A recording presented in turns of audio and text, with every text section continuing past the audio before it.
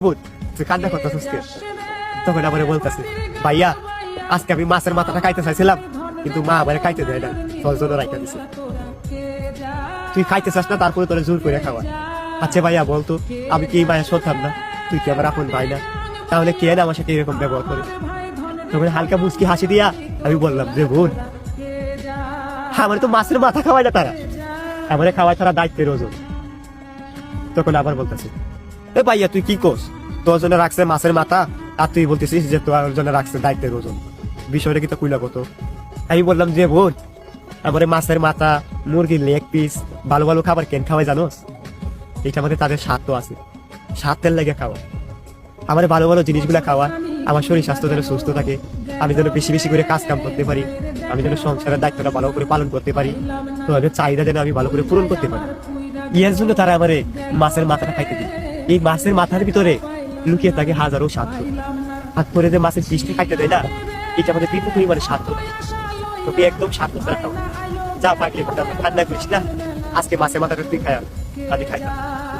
তবে আমি যে তোর মাছের মাথাটা দিতেছি, এটা আমাদের বিন্দু পরিমাণ স্বার্থ। একজন ভাই তার বোনকে দিতেছে। জানিস বোন, এই দুনিয়াতে পুরুষকে কেউ ভালোবাসে না স্বার্থ ছাড়া। আমরা পুরুষ মানুষ দুনিয়াতে বাইসে থাকি 15 বছর, বাকি জীবনটা থাকে দায়িত্বে। কখনো কারো স্বামী হয়ে, কখনো কারো সন্তান হয়ে, কখনো কারো বাবা হয়ে। ডাক্তারের কাছে হেরে যায় হাজারো স্বপ্ন। ছোটবেলা ভাবতাম বড় হবো কবে, বড় হবো কবে, বড় হবো কবে। বড় হইলে হয়তো আমি পরিবারের সমস্যাগুলো দূর করতে পারবো, কিন্তু বড় হওয়ার পর আমি বুঝতে পারলাম আমি হইলাম এই পরিবারের সমস্যা।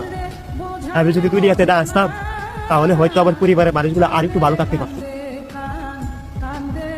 এই দুনিয়াতে খারাপ সময় পুরুষের পাশে থেকে মাথায় হাত বুলিয়ে সান্ত্বনা দিতে আমি একমাত্র সিনেমাতেই দেখেছি, বাস্তবে কোথাও দেখতে পাইনি। পুরুষের সাফল্যের ভাগ সবাই নিলেও ব্যর্থতার ভাগ কেউ নিতে চায়। আমি পুরুষ মানুষ হয়ে জন্ম নিয়ে আজন্মের পাপ করছি। এই দুনিয়াতে হাজার হাজার লক্ষ লক্ষ পুরুষ হয়ে জন্ম দিচ্ছে, কিন্তু কেউ ভালো পুরুষ হয়ে উঠতে পারে নাই। এই যে পুরুষের সাফল্যের ভাগ সবাই নিলেও ব্যর্থতার ভাগ কেউ নিতে চায় না। মাঝে মাঝে পরিবারের মানুষগুলো ভুলে যায় সেই পুরুষেরও একটা মন আছে, একটা হৃদয় আছে, তাদের কথা থাকাতে বাইকার। ভালো পুরুষ হয়ে আমরা কেমনে উঠবো?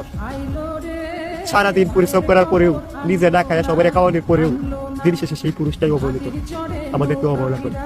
তাদের চাহিদাটা কি আমরা পূরণ করতে পারি?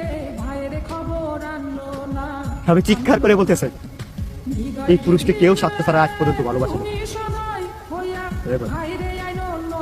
আমার পরাণ যাবে জয়লা তোরা, কে যাস কে যাস কে যাস রে।